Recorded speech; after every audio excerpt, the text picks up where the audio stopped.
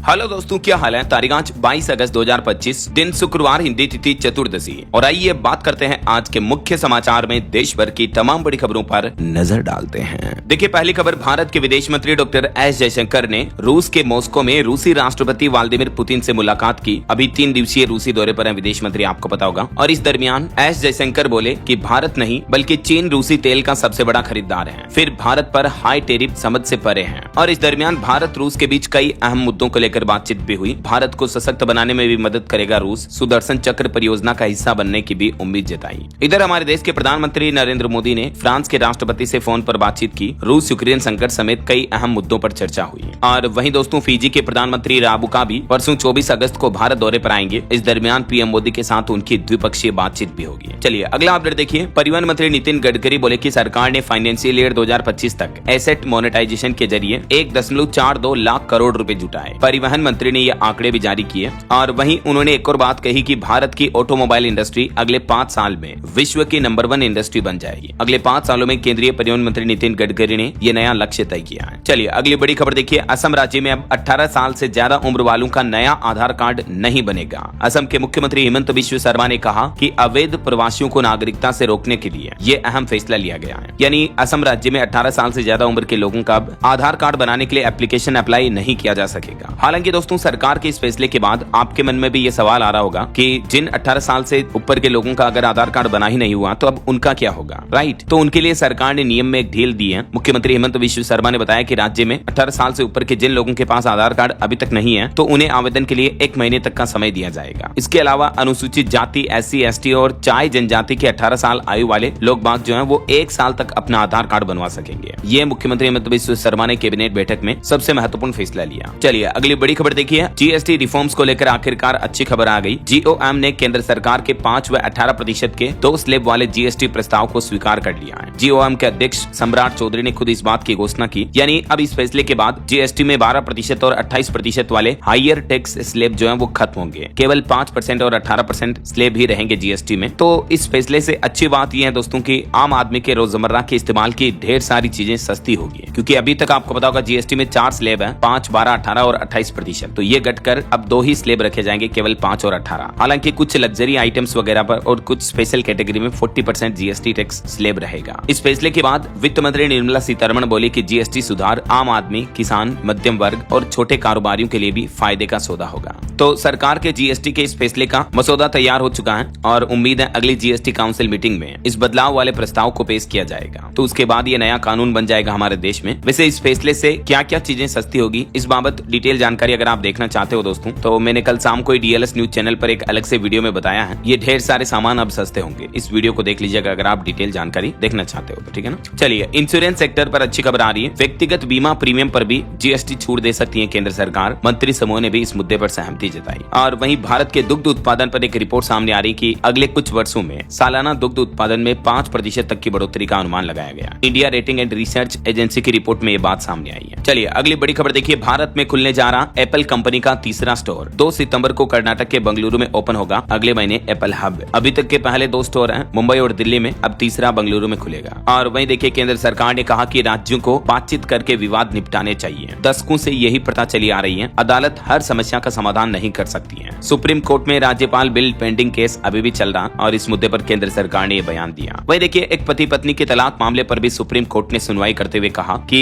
अगर पति पत्नी को अलग ही रहना है तो शादी ही ना करें। क्योंकि अक्सर पति पत्नी में झगड़े तो होते हैं, लेकिन बच्चों की क्या गलती कि इन झगड़ों की वजह से उनका घर टूट जाए। तो सुप्रीम कोर्ट ने इस केस की सुनवाई पर कहा कि शादी का मतलब 2 आत्माओं का साथ आना होता है। पति पत्नी साथ रहते हैं तो घर में खुशी रहती है और छोटे बच्चे साथ रह पाते हैं, वरना बच्चों की क्या गलती है कि उनका घर टूट जाए ऐसा। चलिए अगला अपडेट देखिए। मेघालय राज्य में भारत बांग्लादेश बॉर्डर पर कर्फ्यू लग गया। 1 किलोमीटर तक के दायरे में 2 महीने तक रात में लगा रहेगा ये कर्फ्यू। हथियारबंद लोगों की घुसपैठ के बाद ये फैसला लिया गया। और वहीं बड़ी खबर आ रही है। रुद्रप्रयाग में फिर से लैंडस्लाइड की घटना देखी गई। बद्रीनाथ गंगोत्री हाईवे बंद पड़ा है। आगरा ताजमहल तक पहुंच चुकी है यमुना नदी उफान पर आकर। गुजरात पोरबंदर में भी कई घर डूब गए। हिमाचल प्रदेश में भी बीते कुछ दिनों में 145 मौतें हो गई 20 जून से लेकर अब तक मानसूनी सीजन में। देश भर में भारी बारिश से हालात काफी गंभीर चल रहे हैं। आगे मैं आपको बताऊंगा पूरे मौसम समाचार विस्तार से। फिलहाल देखिए अगली खबर। राहुल गांधी ने एक बार फिर से आरोप लगाते हुए कहा कि लोकसभा चुनाव के नतीजों में हेरफेर किया गया। मुंगेर में बारिश के बीच उन्होंने भाषण दिया। बिहार में अभी आपको पता होगा उनकी वोट अधिकार यात्रा चल रही है। तो इस पर संबोधन में राहुल गांधी ने कहा कि मोदी अडानी मिलकर मिलकर आपकी आवाज दबा रहे हैं। इधर पीएम मोदी ने भी कहा कि राहुल गांधी कांग्रेस के युवा नेताओं से घबराते हैं। एनडीए की बैठक में पीएम बोले कि परिवारवाद और असुरक्षा की वजह से उन्हें बोलने ही नहीं दिया जाता है। और वहीं उपराष्ट्रपति चुनाव को लेकर भी देखिए, इंडिया गठबंधन के उम्मीदवार बी सुदर्शन रेड्डी ने नामांकन किया। कांग्रेस अध्यक्ष खड़गे और सोनिया गांधी, राहुल गांधी समेत कई नेता मौजूद रहे। 9 सितंबर को उपराष्ट्रपति के चुनाव होने हैं। और एक बड़ी दुर्घटना हो गई। देखिए, महाराष्ट्र के पालघर में फार्मा कंपनी में गैस रिसाव की घटना में 4 कर्मियों की दम घुटने से मौत हो गई। 2 की हालत अभी भी गंभीर बताई जा रही है। चलिए अगला अपडेट देखिए दोस्तों। भारतीय एस्ट्रोनॉट शुभांशु शुक्ला बोले कि स्पेस मिशन में डर लगता है, लेकिन आपके पीछे भरोसेमंद टीम होती है जिसे आप जिंदगी सौंप देते हैं। दिल्ली में एक मीडिया सेंटर में प्रेस कॉन्फ्रेंस को संबोधित करते हुए शुभांशु ने कहा कि आईएसएस के 2 सप्ताह के मिशन के दौरान हमने कई एक्सपेरिमेंट किए। और वहीं भारतीय अंतरिक्ष एजेंसी इसरो का भी प्लान है, इस साल दिसंबर तक इसरो लॉन्च करेगा पहला गगनयान मिशन। शुभांशु शुक्ला बोले कि भारत इसके लिए तैयार है। चलिए अगला अपडेट देखिए दोस्तों। राजस्थान के जैसलमेर में उड़ने वाले डायनासोर के जीवाश्म मिलने का दावा किया है। पुरातत्व वैज्ञानिक बोले कि अभी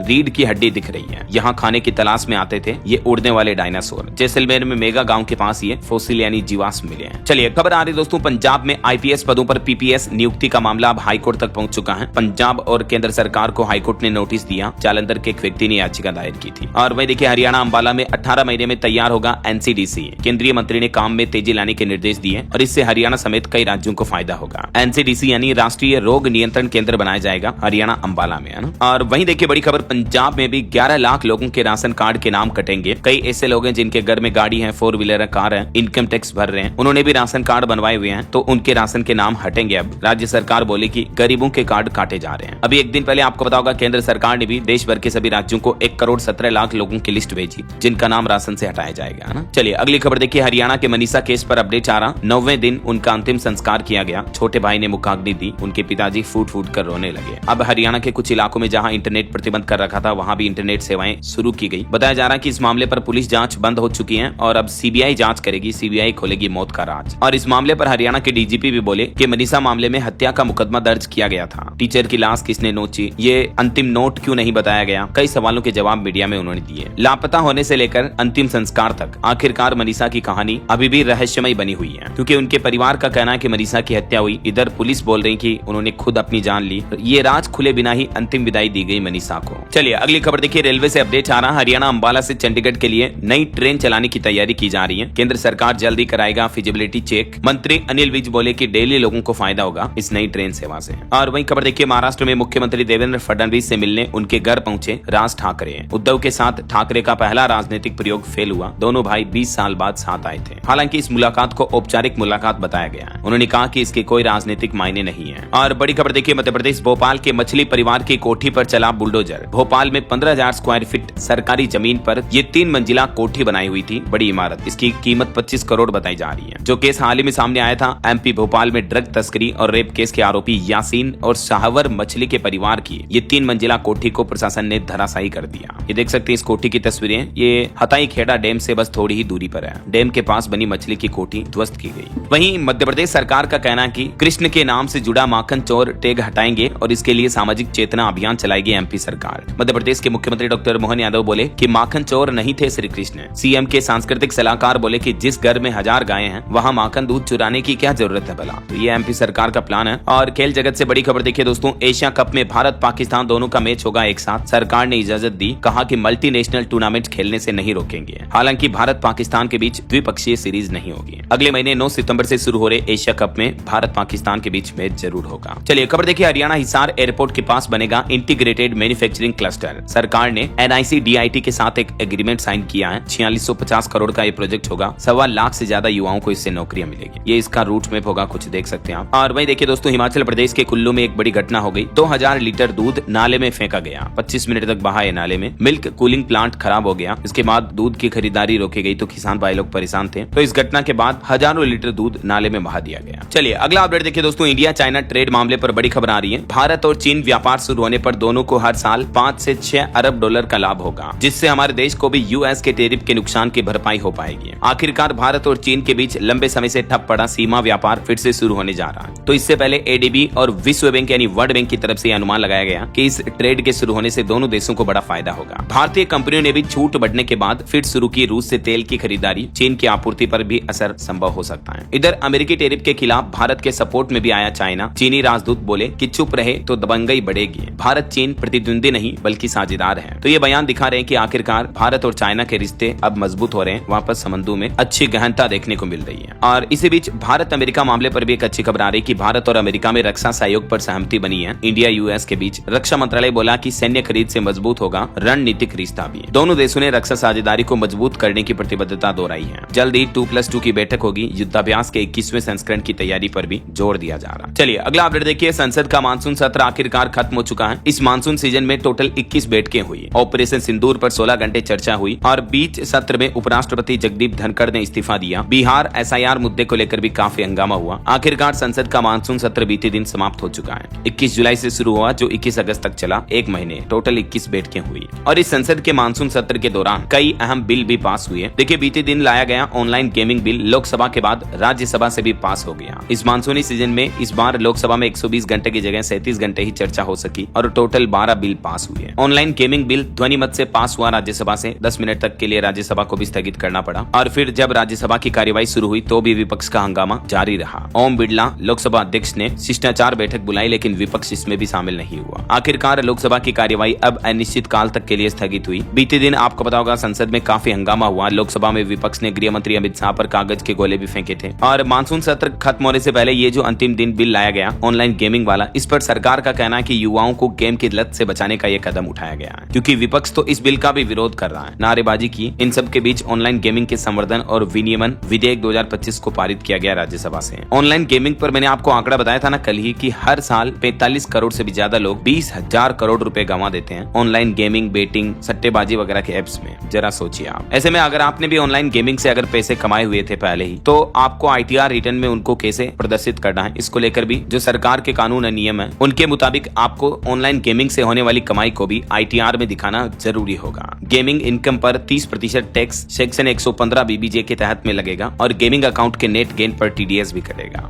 खैर सरकार के इस बिल के बाद देखिए एक अपडेट। ड्रीम 11 ने मानुस बोरिया बिस्तर समेटना शुरू कर दिया है। अपने ऐप से रियल मनी गेमिंग सेक्शन को ही बंद कर दिया है। हालांकि अभी भी ऐप से अपने पैसे निकाल सकते हैं यूजर्स जिनके वॉलेट में पड़े हैं। तो बाकी सरकार के इस बिल के बाद ड्रीम 11 ने ये बड़ा फैसला लिया है। चलिए अगली खबर देखिए। एक्स्ट्रा सी ने लॉन्च किया Indian cross word league 2025। Online पंजीकरण आज शुक्रवार से शुरू होने जा रहे हैं। इस पोर्टल के माध्यम से किए जा सकते हैं। वहीं खबर है आवारा कुत्तों से जुड़ी नई याचिका पर जल्द सुनवाई करने पर तो सुप्रीम कोर्ट ने इनकार कर दिया। लेकिन आवारा कुत्तों को राहत मिलेगी या शेल्टर होम भेजा जाएगा, इस मुद्दे पर अब आज सुप्रीम कोर्ट की तरफ से एक अहम फैसला सुनाया जाएगा क्योंकि 22 अगस्त को सुप्रीम कोर्ट में इस मामले को लेकर सुनवाई होनी है। अच्छा भले ही दोस्तों आवारा कुत्तों को शेल्टर होम भेजना सही नहीं है लेकिन सरकार और कोर्ट को मिलकर कुछ तो उचित रास्ता निकालना होगा क्योंकि देखिए आंकड़े जरा आप। केवल मध्य प्रदेश इंदौर शहर की ये रिपोर्ट सामने आ रही कि हर महीने डॉग बाइट के 10,000 से भी ज्यादा मामले सामने आ रहे हैं। बीते 7 महीनों में 28,142 लोगों को आवारा कुत्तों ने शिकार बनाया। पिछले 9 साल में ये केस बढ़कर दुगने हो चुके हैं। तो कहीं न कहीं या तो इनकी बढ़ती जनसंख्या पर नियंत्रण करना एक सही सोल्यूशन हो सकता है। एक्सपर्ट विशेषज्ञों की राय मशवरा मिलाकर के सरकार और कोर्ट को उचित समाधान निकालना चाहिए। राइट, आपकी क्या राय और विचार है कमेंट करके बताएगा जरूर मुझे। बहरहाल अभी तो अपन कुछ और महत्वपूर्ण और काम की खबरें देखेंगे दोस्तों, लेकिन फिलहाल वक्त तो चला है आज के ताजा मौसम समाचार जानने का। और हाँ, एक छोटी सी रिक्वेस्ट आपसे ये है कि अगर आप DLS न्यूज चैनल से अभी तक भी जुड़े नहीं हो तो जुड़ जाइए। चैनल को सब्सक्राइब करके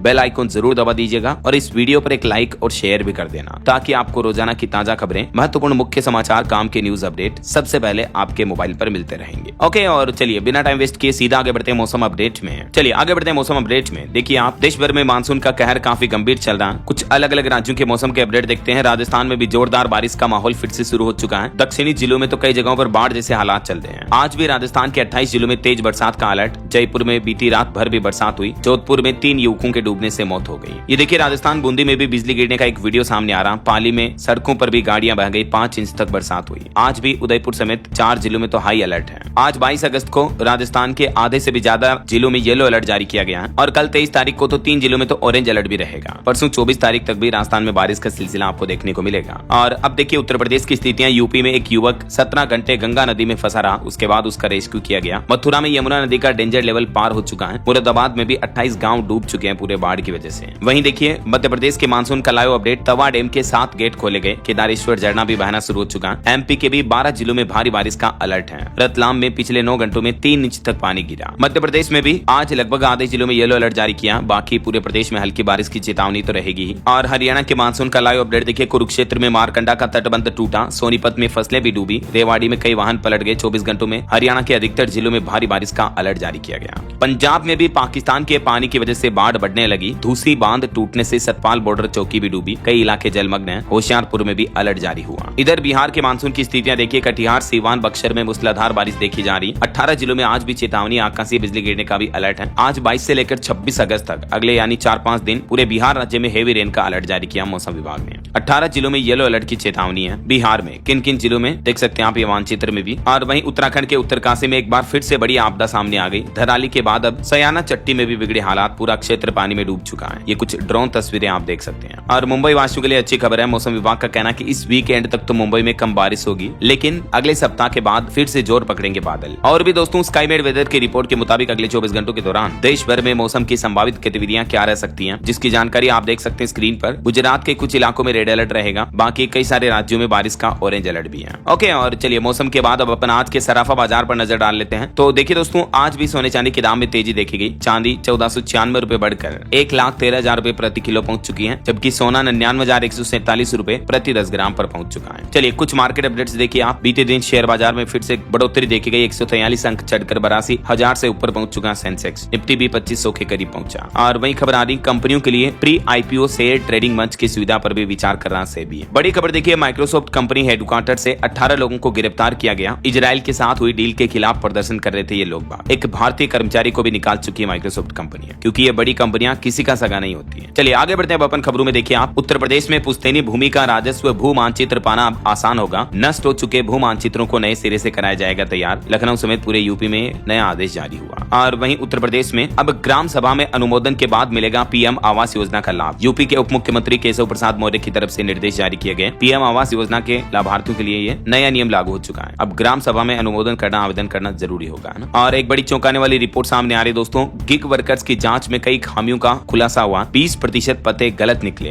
ग्राहक सुरक्षा से जुड़े गंभीर सवाल भी उठने लगे इस घटना के बाद। और तो ब्रिज की रिपोर्ट के मुताबिक 20% गिग वर्कर्स अपने पते के सत्यापन यानी एड्रेस वेरिफिकेशन जांच में विफल रहे। गिग वर्कर्स का मतलब समझ रहे हो, जैसे जोमेटो स्विगी के डिलीवरी बॉय हो गए, कैब ड्राइवर हो गए। तो ऐसे कर्मचारियों के अगर एड्रेस गलत है तो कहीं न कहीं ग्राहकों की सुरक्षा के लिए ये बड़ी चिंता की बात है, राइट। चलिए अगला अपडेट देखिए, SBI credit card reward points में कुछ बड़े बदलाव हुए हैं। 1 सितंबर 2025 से ये नए नियम लागू होंगे। और इस बदलाव के बाद कार्ड धारकों को डिजिटल गेमिंग प्लेटफॉर्म और सरकारी पोर्टल पर खर्च करने पर कोई भी रिवार्ड पॉइंट्स वगैरह नहीं मिलेंगे। एसबीआई के किन किन कार्ड पर यह फैसला लागू होगा, जिसकी डिटेल भी आप देख सकते हैं। इन 3 प्रमुख कार्ड पर तो इस नए नियम का असर पड़ेगा। वैसे पहले भी कई इस तरह के बदलाव हो चुके हैं, जैसे एचडीएफसी बैंक ने भी हाल ही में इस तरह का फैसला लिया था, आपको बताओ। चलिए सरकारी कर्मचारियों के लिए अच्छी खबर आ रही। 7th पे कमीशन को लेकर अगले महीने सितंबर में 59% हो सकता है महंगाई भत्ता। सरकार नवरात्रि में सरकारी कर्मचारियों को ये तोहफा दे सकती है और बड़ा ऐलान कर सकती है। फिलहाल तो ऐसी मीडिया रिपोर्ट्स आ रही है, आधिकारिक बयान सामने आएगा तो मैं आपको बता दूंगा। वही देखिए अगली खबर, दिल्ली की मुख्यमंत्री रेखा गुप्ता पर हमले के बाद अब केंद्र सरकार ने बड़ा कदम उठाया। उनको जेड श्रेणी की सुरक्षा मंजूर कर दी है, यानी दिल्ली सीएम रेखा को अब जेड सिक्योरिटी मिलेगी। 20 हथियारबंद सीआरपीएफ जवान 24 घंटे उनके साथ तैनात रहेंगे। अभी एक दिन पहले आपको बताऊंगा जन सुनवाई के दौरान उनके ऊपर हमला हुआ था। और अपने ऊपर हुए हमले के बाद मुख्यमंत्री रेखा गुप्ता ने एक और बड़ा फैसला लिया। अब दिल्ली की हर विधानसभा क्षेत्र में करेंगी वो जनसभा, मतलब जन सुनवाई करेंगी। और दिल्ली सीएम की इस घटना के बाद गृह मंत्रालय ने भी बड़ा एक्शन लिया, दिल्ली के पुलिस कमिश्नर को ही बदल दिया। चलिए अगला अपडेट देखिए, पीएम मोदी आज 22 अगस्त को फिर से बिहार का दौरा करेंगे। 13,000 करोड़ की विकास परियोजनाओं का शुभारंभ करेंगे। इनमें सड़क, रेल, बिजली, स्वास्थ्य और शहरी विकास से जुड़ी कई योजनाएं शामिल हैं। साथ ही पीएम मोदी आज ओंटा सिमरिया पुल का भी उद्घाटन करेंगे। ये पुल मोकामा बेगूसराय को सीधा जोड़ेगा और इससे उत्तर एवं दक्षिण बिहार के बीच संपर्क आसान बनेगा। इस पुल की वजह से कई जिलों की दूरी 100 किलोमीटर तक कम हो जाएगी। तो अपने इस बिहार दौरे के दौरान 6 लेन पुल, बुद्ध सर्किट से जुड़ी ट्रेन की भी सौगात देंगे पीएम मोदी। बिहार के गयाजी से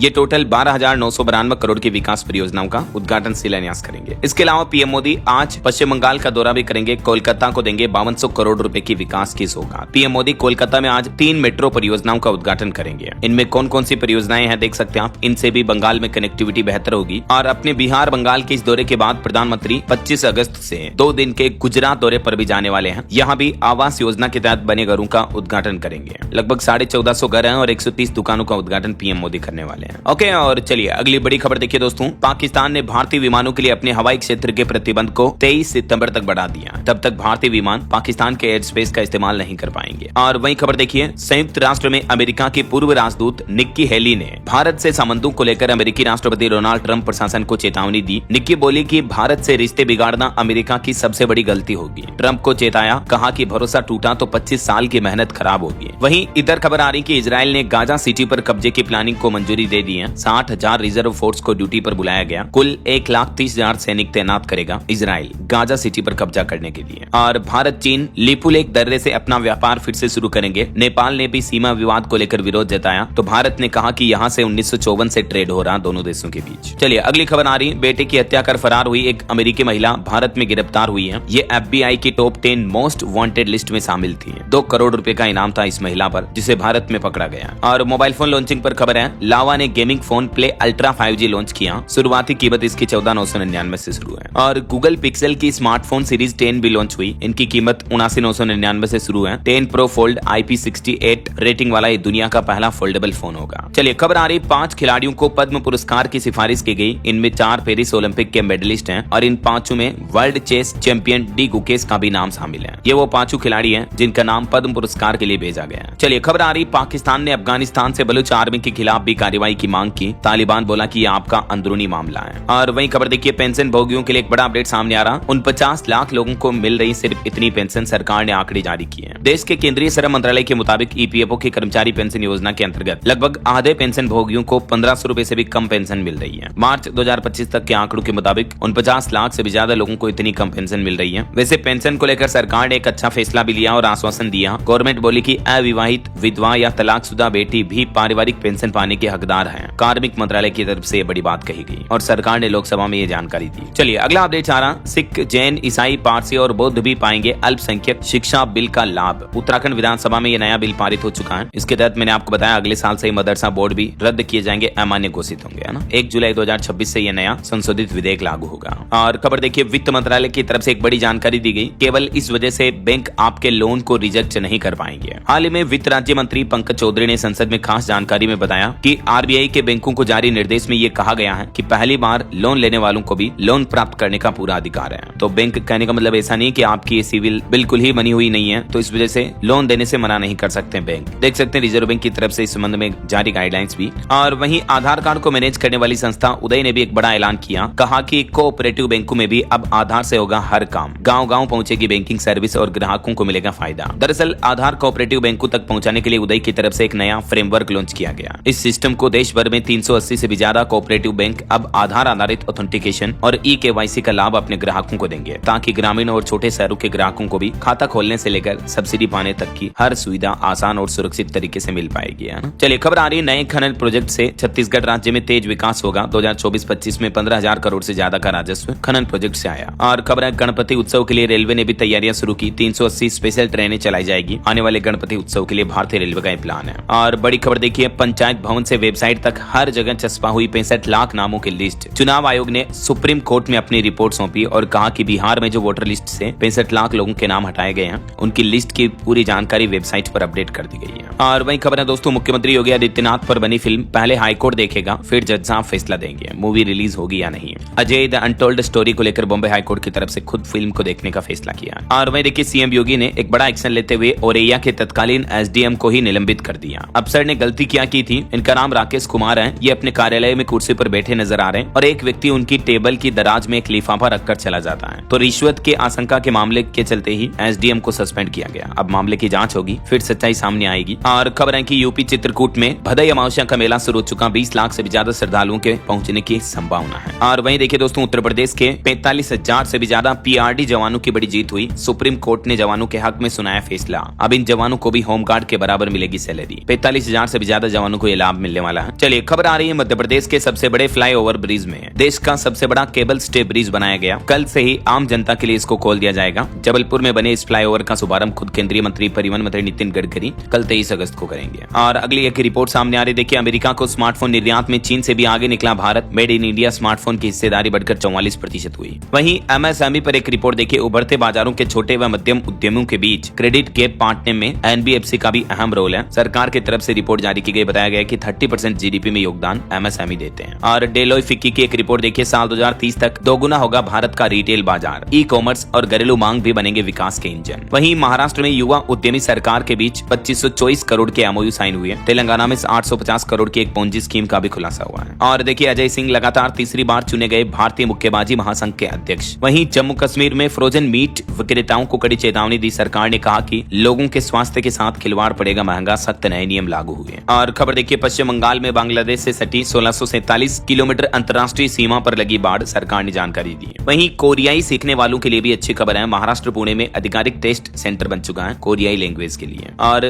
भोपाल टू लखनऊ सफर करने वाले यात्रियों के लिए खुशखबरी, इस महीने के अंत में स्पेशल ट्रेन की शुरुआत हो जाएगी मध्य प्रदेश भोपाल से यूपी की राजधानी लखनऊ के बीच, है ना। और वही देखिए, राज्यपाल ने अगर मंजूरी नहीं दी तो उसके राजनीतिक उपाय निकाले जाए, लेकिन अदालत समय सीमा तय नहीं कर सकती है। केंद्र सरकार ने एक केस की सुनवाई में जवाब दिया। और खबर है, आयुष सेवाओं का विस्तार कर कैंसर उपचार में एकीकृत पद्धति अपनाई जाए, संसदीय समिति ने ये सिफारिश की है। मेंटल हेल्थ पर बड़ी खबर देखिए, मानसिक तनाव पर भी मिलेगी मुफ्त चिकित्सा, आयुर्वेद यूनानी तरीकों से होगा उपचार। दिल्ली सरकार की तरफ से तनाव पर लोगों को मुफ्त ओपीडी चिकित्सा सुविधा शुरू करने का निर्णय लिया है। भारतीय चिकित्सा पद्धतियों में आयुर्वेद, योग, होम्योपैथी, यूनानी और सिद्धा के माध्यम से लोगों को मेंटल स्ट्रेस से फ्री करने का प्रयास किया जाएगा। चलिए अगला अपडेट आ रहा है, यूपी गोरखपुर से 23 से 27 व संबलपुर से 26 से 29 सितंबर तक मौर्य एक्सप्रेस ट्रेन रद्द रहेगी। बाघ एक्सप्रेस का भी रूट बदला गया। और खबर आ रही कि अलीगढ़ का नाम हरिगढ़ करने में देरी न करें, हिंदू गौरव दिवस कार्यक्रम में यूपी के डिप्टी सीएम ने कहा, शाहजहांपुर का नाम बदलने की भी मांग उठी है। वहीं मुख्यमंत्री योगी आदित्यनाथ ने एटा जिले में किया सीमेंट फैक्ट्री का लोकार्पण और बोले कि यह जीरो टॉलरेंस नीति का परिणाम है। और यूपी बिहार आने जाने वालों के लिए भी अच्छी खबर है। उत्तर प्रदेश से बिहार के लिए शुरू की गई सीधी बस सेवा 7 दिन चलेगी। लखनऊ से मुजफ्फरपुर के लिए बस सेवा शुरू हुई है। चलिए बिहार के कुछ और अपडेट देखिए। बिहार के नीतीश सरकार ने एक और बड़ा फैसला लिया, इस विभाग में कर्मचारियों के तबादले और कार्रवाई पर भी रोक लगा दी है। बिहार में दरअसल राजस्व महाअभियान को देखते हुए राजस्व डिपार्टमेंट के कर्मचारियों के ट्रांसफर वगैरह पर रोक लगाई गई है। और वही खबर है, अब बिहार में मिलेगा वाटर मेट्रो का मजा भी, पटना हाजीपुर के बीच इसका परिचालन होने जा रहा है। वही देखिए, बिहार सरकार की मुफ्त बिजली योजना के नाम पर भी ठगी शुरू हो चुकी है। 7 लोगों को 11.5 लाख का चूना लगाया। बिहार पटना का ये मामला है, आप भी ऐसे ठगों बदमाशों से सावधान रहें। और बिहार में शिक्षकों के तबादले पर भी खबर आ रही है। शिक्षा विभाग ने 9017 टीचर्स का म्यूचुअल ट्रांसफर किया। लिस्ट में समान कोटि के टीचर भी शामिल हैं। और बिहार विधानसभा चुनाव में भी सख्त निगरानी के लिए पुलिस मुख्यालय द्वारा 5 सेल बनाए गए। वही खबर है, केंद्र की नरेंद्र मोदी सरकार ने बिहार में राष्ट्रीय राजमार्गों की भी बहार लाने का फैसला किया है। एक साथ कई नए NH बनाने की घोषणा की है। झारखंड, पश्चिम बंगाल राज्यों के लिए भी अच्छी खबर है और बिहार में भी कई सारे नए नेशनल हाईवे बनाए जाएंगे। और वही देखिए दोस्तों, पंजाब के फरीदकोट में नशे पर नकल कसने के लिए डीसी ने बड़ा फैसला लिया। बैन हुए 75 मिलीग्राम से ज्यादा मात्रा वाले कैप्सूल, क्योंकि इनके जरिए भी कई युवा नशा कर रहे थे। वहीं खबर है, हरियाणा राज्य को स्टार्टअप हब बनाने का संकल्प लिया। विश्व उद्यमिता दिवस के मौके पर हरियाणा के नायब सिंह सैनी सरकार की तरफ से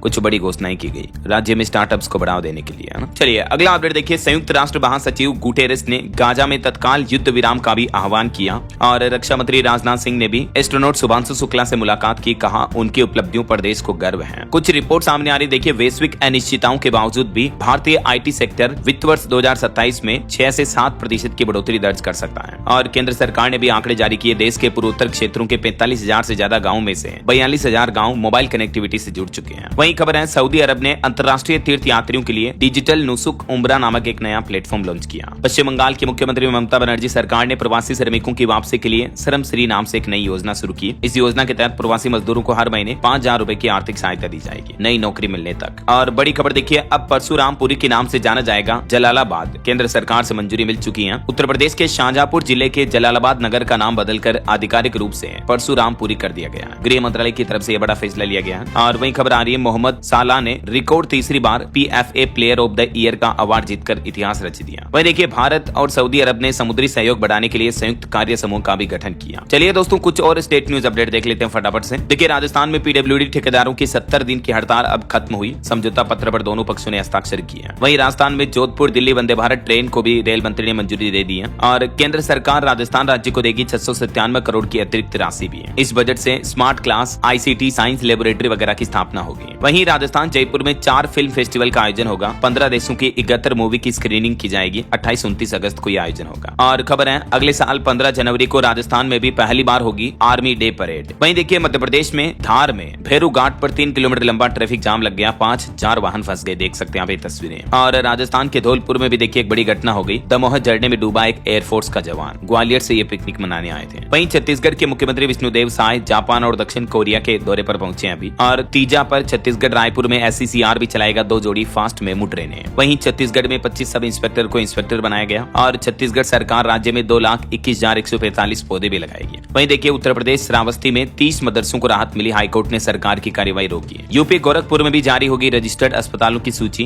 बिहार बेगूसराय से 1.5 घंटे में पहुंचेंगे अब आप पटना, 100 किलोमीटर दूरी घटेगी। इस नए केबल ब्रिज का उद्घाटन करेंगे आज पीएम मोदी। मैंने आपको बताया था ना अपडेट। और खबर आ रही कि बिहार में 13 दिन से सरकारी कर्मचारियों की हड़ताल चल रही है। 10 सूत्री मांगों पर सरकार मौन है। कर्मचारियों की मांग है कि इन मांगों को पूरा करें तभी हड़ताल खत्म करेंगे। और खबर है बिहार के मधुबनी में 29 अगस्त को लगेगा रोजगार मेला भी। झारखंड में भी आज 22 तारीख से ही मानसून सत्र शुरू होने जा रहा विधानसभा का, जो कि 28 अगस्त तक चलेगा। और झारखंड के 11 जिलों में आज बारिश का भी येलो अलर्ट है। कल 14 जिलों में तेज बारिश के आसार रहेंगे। झारखंड के राज्य भर में बिजली चोरी के विरुद्ध भी अभियान चलाया गया। अब तक कुल 1188 लोगों पर एफआईआर दर्ज हुई। और खबर देखिए एच-टेट के लिए 25-26 तारीख को होगी बायोमेट्रिक वेरिफिकेशन। सभी 22 जिलों में बनाए गए केंद्र हरियाणा में। वहीं दोस्तों हरियाणा में एमएसएमई के लिए भी सरकार ने बड़ी घोषणा की। कहा कि बनेगा स्टेट एंटरप्रेन्योरशिप कमीशन। मुख्यमंत्री ने हिसार में ऐलान किया, बोले कि स्टार्टअप 5 करोड़ रुपए का टर्नओवर कर रहे हैं तो 1 करोड़ का प्राइस देंगे। और खबर आ रही है किसान नेता डल्लेवाल ने पंजाब के अमृतसर में महापंचायत की। बोले कि एमएसपी न मिलने से 45 लाख करोड़ का नुकसान हुआ। 25 तारीख को दिल्ली में रैली निकालने की भी घोषणा की है। ओके, और चलिए दोस्तों कुछ एजुकेशनल अपडेट्स देख लेते हैं फटाफट से। देखिए खबर आ रही है अब उच्च शिक्षण संस्थानों में पढ़ाए जाने वाले विषयों के लिए भी बनाए जाएंगे लर्निंग आउटकम।